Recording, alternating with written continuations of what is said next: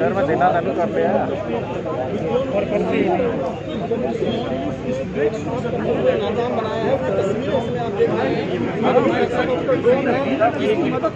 जैश मोहम्मद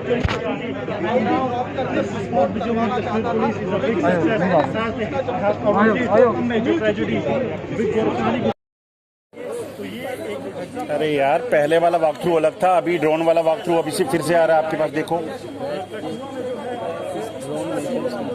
वो same drone है, एक ही ड्रोन की पिक्स है यार, उसमें कोई फर्क नहीं। वाईफाई के सिग्नल्स की तरह कुछ बता पाएं तो ये जो है जीपीएस कंट्रोलर के साथ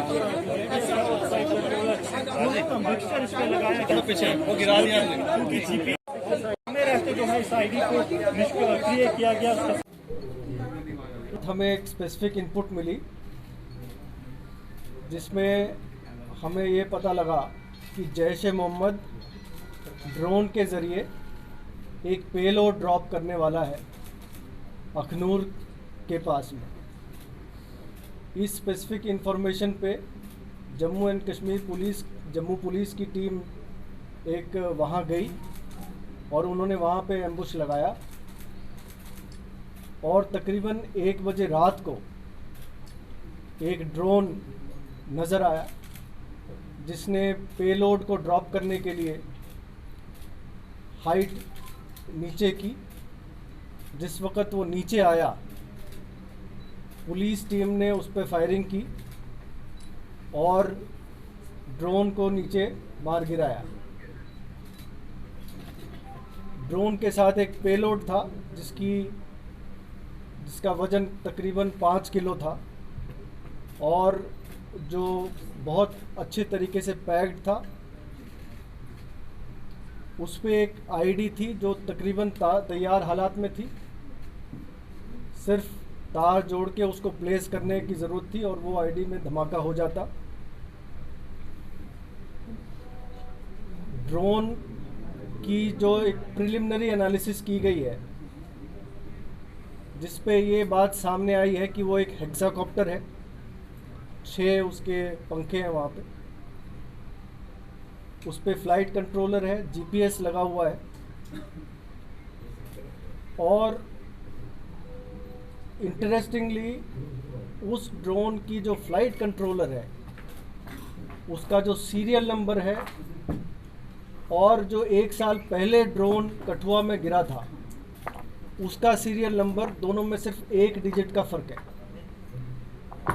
जो ये दिखाता है कि ड्रोन पार में जो तंजीम है इन्होंने एक ही सीरीज़ के कई फ़्लाइट कंट्रोलर्स लिए हैं और मुख्तलिफ ड्रोन्स में लगा के वो भेजते रहते हैं।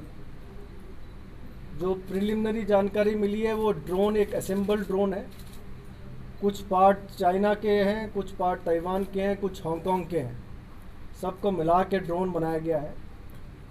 दूसरी और एक इंटरेस्टिंग बात ये है इसमें कि ड्रोन का जो पेलोड गिरता है नीचे उसको एक स्ट्रिंग के ज़रिए गिराया जाता है और वो जो स्ट्रिंग है उसकी जो नवीयत है वो तकरीबन जो एयरपोर्ट में जो क्रेटर था, जो बॉम्ब का क्रेटर था, वहाँ से जो धागे बरामद हुए थे उसकी नवीयत और इसकी जो स्ट्रिंग की नवीयत है सेम है। इससे ये लगता है कि एयरपोर्ट, ये कंफर्म होता है कि एयरपोर्ट पे भी जो पेलोड ड्रॉप हुआ था वो भी ड्रोन के ज़रिए ड्रॉप हुआ था। जो कठुआ में जो ड्रोन ड्रॉप हुआ था उसकी डिटेल एनालिसिस हुई थी। तकरीबन 20 किलोमीटर लाइन ऑफ साइट की इसकी डिस्टेंस ट्रैवल करता है ये ड्रोन। पेलोड कैपेसिटी 10 से 12 किलो मैक्सिमम जा सकता है। जैसे जैसे पेलोड कैपेसिटी बढ़ती है उसकी रेंज कम होती है। अगर पेलोड कैपेसिटी 1 या 1.5 किलो है तो उसकी रेंज बढ़ जाती है। पहले जो AK-47 वगैरह गिराए गए थे वो तकरीबन 12 से 13 किलोमीटर की रेंज पे गिराए गए थे।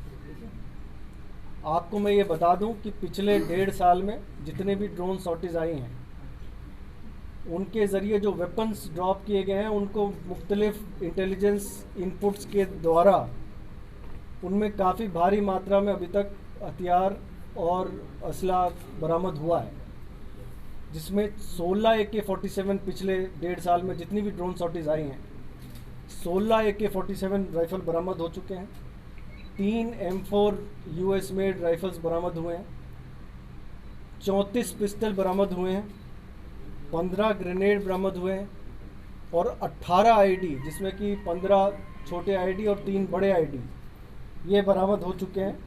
साथ ही साथ 1-2 ड्रोन शॉटेज ऐसी भी थी जिसमें कि करेंसी भी उन्होंने ड्रॉप किया था। 4 लाख रुपए अभी तक बरामद हुए हैं। तो इस ड्रोन के गिराने से हमें उम्मीद है कि एक बहुत बड़ा हादसा जो जम्मू में हो सकता था, जो कि एक आईडी धमाके के द्वारा किया जा सकता था, उसको रोक दिया गया है और साथ ही साथ आगे के कुछ ड्रोन शॉटेज जो इस ड्रोन के ज़रिए होते उन पे भी रोक लगी है। और सर क्योंकि आप लोगों ने डिटेक्ट कर लिया सर कि किस जगह को टारगेट करना था, क्योंकि आईडी अगर लगी थी तो किसी जगह को वो टारगेट करना चाह रहे होंगे, इसलिए आईडी लगाई होगी। ये आईडी लगी नहीं थी, ये आईडी ड्रॉप हुई थी अच्छे पैकिंग के ज़रिए। इसको किसी ने आके उठाना था और उठा के कहीं प्लेस करना था। उसके उठाने के पहले हमने इस ड्रोन को मार गिराया। हमने इंतज़ार किया उसका, जो कि शायद वो प्रोस्पेक्टिव जो ड्रोन जो आईडी लेने आने वाला था, लेकिन वो हम वहाँ पे आया नहीं। सर जिस दिन एयरफोर्स स्टेशन पर हमला